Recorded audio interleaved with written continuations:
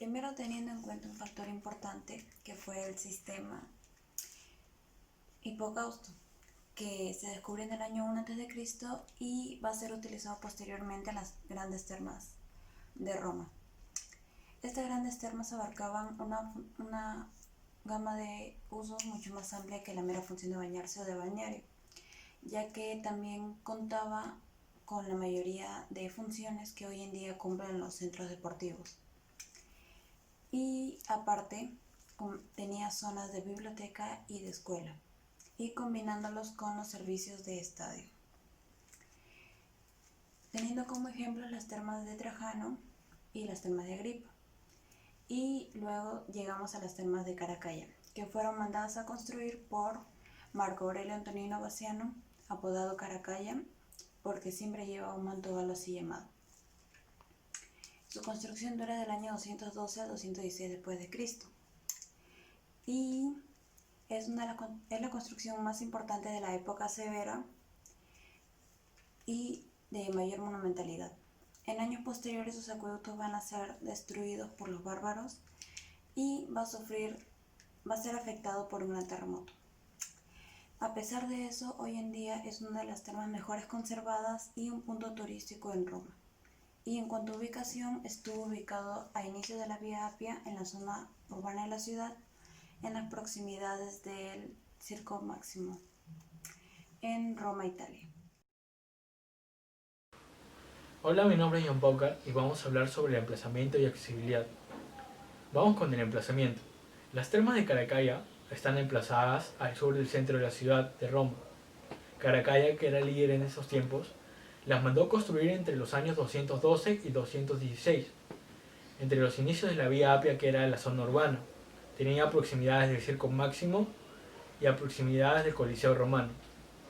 Las termas de Caracalla estaban ubicadas en el centro del mismo y estaba limitado por un gran corredor transitable de doble altura. En caso de la accesibilidad, como podemos ver en este mapa, hemos resaltado con puntos rojos los accesos a la ciudad de Roma y también resaltamos las rutas más cercanas para llegar a las termas de Caracalla. Estando su fachada orientada al noreste, podemos ver que el sol al amanecer realza sus pórticos de entrada y también realza los detalles que éstas poseían. La planta del complejo termal tiene una forma rectangular y también tiene un eje que lo cruza de forma transversal desde el ingreso hasta la parte posterior donde se ubicaban las cisternas. Para comenzar, Leland Romo señala que el edificio completo tenía un ancho de 351 metros, excluyendo unas exedras que habían a los costados, y un largo de 378 metros, incluyendo unos depósitos que habían en el sector sur. Además, el edificio principal de los baños, que medía 228 por 116 metros, se situaba en la mitad norte del recinto. En un análisis en planta se tiene que en el exterior la forma predominante aparenta un cuadrado, el cual lo conformaba el muro perimetral y otros espacios que se situaban ahí como lo eran las tiendas.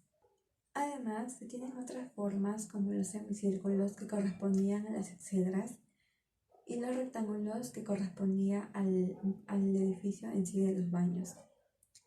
En el interior tenemos un gran círculo que predomina, que corresponde al caldarium, que eran los baños de agua muy caliente.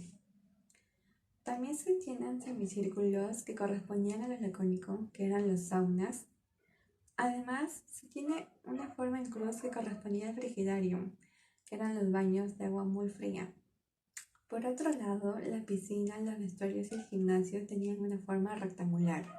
Volumétricamente, el caldarium estaba compuesto por un cilindro con bóveda, así como también el tepidarium y el frigidarium.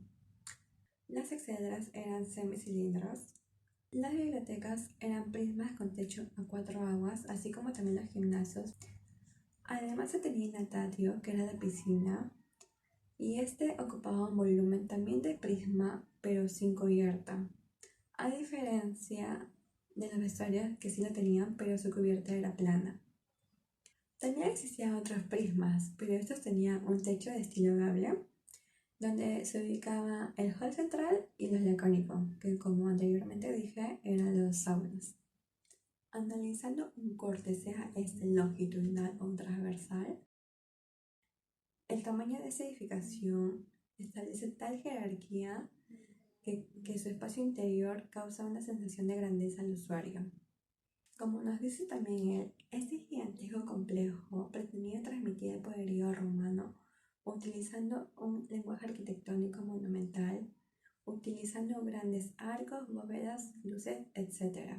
Organización espacial y circulaciones. Organización espacial interior. Caldarium. Ubicado en la parte sur del edificio centrada en su eje. Había una cámara circular abovedada de 35 metros de diámetro. El Caldarium, o sala de baños de agua caliente, vapor y masaje, con piscinas calientes alojadas en nichos perimetrales, a lo largo del tambor. Tepidario. Justo al norte del anterior está el tepidario, la sala templada con dos piscinas simétricamente dispuestas respecto al eje de la habitación. Esta sala estaba dotada de calefacción de aire caliente bajo el pavimento. Frigidario. El tepidario se pasaba al gran salón frío o frigidario, una habitación que ocupaba el corazón del edificio y estaba cubierta con 3 enormes bóvedas por aristas. Natatio. Siempre en dirección al norte, se pasaba a la piscina o natatio, un recinto descubierto, aunque aparentemente iluminado por espejos de bronce fijados a nivel superior a unos elementos metálicos. Apoditeria. 2 grandes vestuarios ubicados a los lados del natatio. Palestra. Gimnasio para los visitantes. Laconicum. Sala sudatorio para activar la transpiración. Organización espacial exterior. Biblioteca. Las tiendas estaban situadas a lo largo del lado norte y a las extremas laterales. Había bibliotecas y salas de lectura. A los ambos lados de los depósitos había otras bibliotecas. Estadio. Ubicado en el exterior de la construcción, específicamente en el lado sur, estas escaleras fueron utilizadas como gradas para presenciar competiciones deportivas. Cisterna de agua. En su parte posterior, los magníficos jardines que rodeaban todo el conjunto termal desembocaban en una escalera semicircular que ocultaban las enormes cisternas con que se alimentaban las piscinas. Acueducto marciano. Suministro de agua para las termas. Circulación. Tenemos la entrada principal ubicada en el lado norte del recinto. La circulación es principal en el eje central, que pasaba del natatio hasta el candarium y también del tepidarium hacia las palestras. La circulación secundaria es que van entre habitaciones secundarias, la circulación exterior a través de los jardines donde se encontraban las bibliotecas y el estadio. Y por último, los accesos desde el complejo hacia los jardines exteriores. Hola, mi nombre es Tracy Castro y les voy a hablar sobre los aspectos estructurales de las termas de Caracalla. Los muros estaban hechos a base de ladrillo y hormigón, los cuales iban revestidos con mármol o pinturas al fresco, mientras que los pisos se cubrían con mosaicos que en algunas zonas estas representaban escenas o figuras geométricas. Las columnas estaban hechas a base de granito egipcio gris y en su mayoría se utilizaban con una función sustentante y decorativa. Algunas de estas iban acompañadas con pequeñas esculturas encima de ellas. Aparte de los muros que iban revestidos de mármol, se les unía el conjunto de esculturas que datan del siglo XVI. Se trata del toro Farnesio y el Hércules Farnesio de Lisipo, los cuales nos dan una idea del lujo y la ostenticidad que guardaban las termas. Originariamente hecho en bronce, actualmente conservamos una copia romana hecha en mármol del toro Farnesio. Esta llegaría a tener un alto de 3 metros con 70 centímetros, un ancho de 3 metros y llegaría a pesar aproximadamente 4 toneladas. La escultura del Hércules Farnesio de Lisipo también fue hecha originariamente en bronce. Tradicionalmente se le atribuye al escultor Lisipo. También se conserva una copia romana hecha en mármol que dataría del siglo III después de Cristo. Esta escultura llegaría a tener un alto de 3 metros con 17 centímetros aproximadamente. A lo largo del complejo termal se pueden observar 2 tipos diferentes de bóvedas. Se trataría de la bóveda de cañón y la bóveda de arista, siendo esta última la unión de 2 bóvedas de cañón. Para la construcción del caldarium, el peso de la gruesa anca y el muro hicieron que la línea de empuje se incremente de forma vertical, manteniéndolo así dentro del tercio del muro y cimentación de apoyo.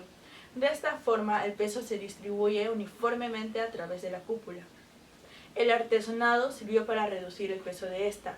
la cual estaba levantada por pilares que lograban crear aperturas entre ellos. El complejo termal constaba con un sistema de calefacción por suelos llamado hipocausto.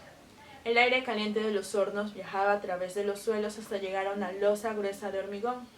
Este tiene una alta masa térmica, lo que significa de que una vez caliente lograba retener el calor por mucho más tiempo. Luego pasaban por las tuberías de terracota que se encontraban dentro de las paredes huecas. De esta forma se lograba calentar el complejo termal sin que ninguna persona esté en contacto directo con este. Los hornos utilizaban alrededor de 10 toneladas de leña al día, lo que daría a entender de que al año se utilizarían alrededor de 3.600 toneladas de leña.